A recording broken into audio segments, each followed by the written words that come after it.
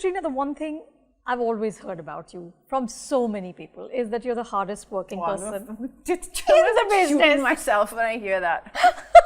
Why? Why do you want to shoot yourself? Dull adjective. It's such a dull. Can you imagine if your husband, okay, describes, is trying to describe to someone, my wife's like this, like that, and he uses the word hardworking. I mean, it's really this is not one of the what we call beautiful adjectives a woman looks for. It's really not. Good thing. It's a good thing. I mean, they talk about how, you always on time, you sort of are really invested in what you do. See, that's a nice word. Yeah, you are. Invested is a good word. Invested is a good word because I think a result comes out of invested. Yeah. Hard work is a word I have a problem with. I'll tell you why. Because hard work doesn't always equal a good result. No, you're right.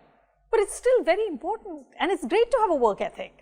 Yeah, having a good work ethic is good, but I really would like to not be I would like more adjectives, yeah. That's my next goal. It's one of my next goals.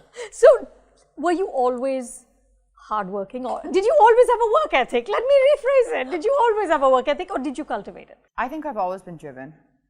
I've always seen dreams in my mind. I don't mean dreams the ones we sleep when we go to, when we go to sleep. That I do as well. I always wake up. I mean, 5 nights out of 10 nights, at least half, I wake up with dreams. I don't know if that happens to everyone, but it's. You remember these? Yeah, I do, and it's always, like I always wonder why is, like a lot of people, some people I know don't dream. Yeah. But I mean, I always just see these things in my head. Like it could just be a thought, what you call a thought, an idea, something. Then what happens with me is I kind of work with this very single-minded focus towards what that is, whatever thought that is in my mind.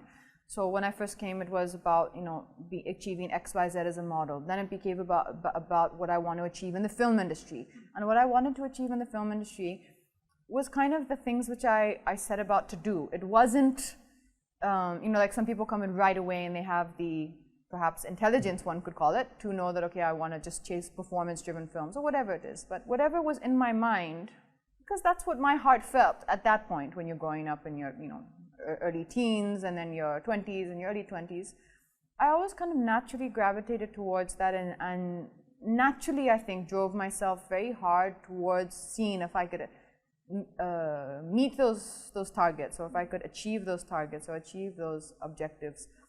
The only places in my life where I feel that I have wandered a bit is when I didn't have a clear vision in my mind of what I was trying to do, what I wanted.